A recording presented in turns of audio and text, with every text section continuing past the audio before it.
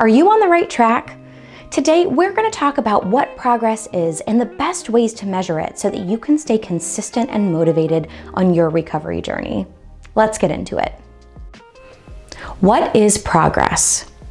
I'd say that most of us understand what progress is as a concept, but specifically in stroke recovery, it can feel a bit harder to define. In stroke recovery, progress doesn't necessarily mean that you cut your mile time down by 15 seconds or that you were able to ride 1 extra mile on your bike, although those things can be part of it too. Progress might look more like you were able to walk 1 more foot today than you were yesterday, or maybe that you were able to raise a few of your fingers without any extra help. Whether someone is a survivor or not, progress is individual to each person who experiences it.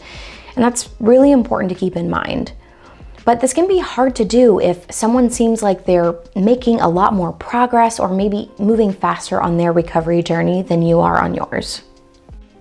Avoid comparison. I made a video a while ago about how comparing recovery journeys can sometimes be detrimental to the stroke recovery process. And if you want specifics, you can make sure you check out that video here. But I am going to touch on a few points. And one is that comparison is natural. Humans are social beings and comparison is just part of that. However, recovering from a stroke is a very individualized process. Different types of strokes happen in different areas of the brain to different people of every culture, ethnicity, race, sex, etc. You can see how comparing one person's progress to your own can quickly get out of hand and potentially lead to some mental health issues, or at least feeling like maybe you're not good enough if you're not as far along as somebody else is in their journey. So what can you do to effectively avoid comparing yourself to others? Compare yourself to yourself. How to track progress. The most important thing to remember when tracking your own progress is 1, to document it. If you don't record or write down your wins, you're likely to forget or diminish the progress you've made. And luckily, there are many different ways that you can document your progress. Consider recording parts of your therapy sessions, whether you're at home working out or you're still in formal therapy. Or you might think about keeping a physical or digital journal where you can write down what you accomplished each day.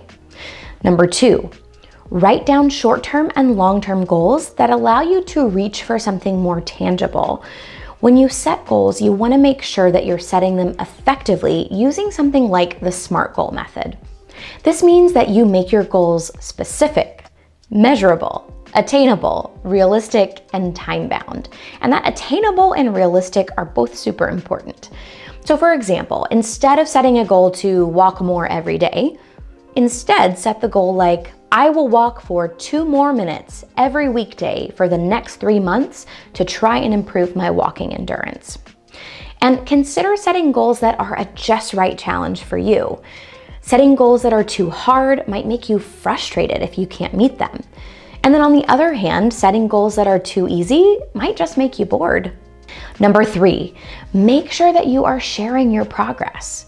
Share what you were able to do with someone who cares about you. This can help you stay accountable to your goals, help you stay motivated, and then also allow you to share your feelings during your journey. And number 4, reflect on your progress. Take some time at least once a week to think about what you did well and what some challenges were. This can help you to create a plan for the next week so that you adapt your recovery plan as needed, and you can show what areas you might need to talk about with your healthcare team. Using one or more of these strategies can help ensure that you are on the right track. And by right track, I mean that you're continuing to see improvement. It can be really difficult to see the changes day to day, but if you look back at what you were doing a month ago, I guarantee you'll see a difference. And that's because those incremental, small changes make all the difference. They add up. They're just hard to see over a short period of time. Celebrate your wins. In addition to tracking your progress, you need to make sure that you're celebrating your victories, both big and small. Celebrating could be as tiny as eating one of your favorite foods or taking time to do something that you really enjoy. Or it could be treating yourself to a massage, a weekend getaway, or even a new plant. However you celebrate, taking the time to do so will help cement in your mind that you have made progress and that you deserve to feel joy about it. All right, everyone, that's it for today. Make sure before you go that you click that subscribe button if you haven't already, and give this video a like if you found it helpful. Feel free to leave a comment. What ways have you found helpful to keep track of your progress and make sure that you're on the right track? As always, I'm going to leave a link down in the description if you'd like to sign up for the email list, which gets you a free stroke recovery email every week, as well as a free copy of my ebook, The Stroke Recovery Pocket Guide. And if you find value in what we do here at Post Stroke, please consider gifting us. You can do that by either clicking the super thanks in the YouTube bar below, by giving us a one-time donation via PayPal, or by becoming a Patreon member, where in exchange for a monthly donation, you get access to cool perks like social media shoutouts, behind the scenes footage, and even YouTube shoutouts, of which I have 2 today. Thank you so much, Heather G and Lee S, for your continued contribution at the Empowerer level. We can't do what we do without you. And of course, thank you to all of our other Patreon members. Thank you all so much for watching. I'll see you next time.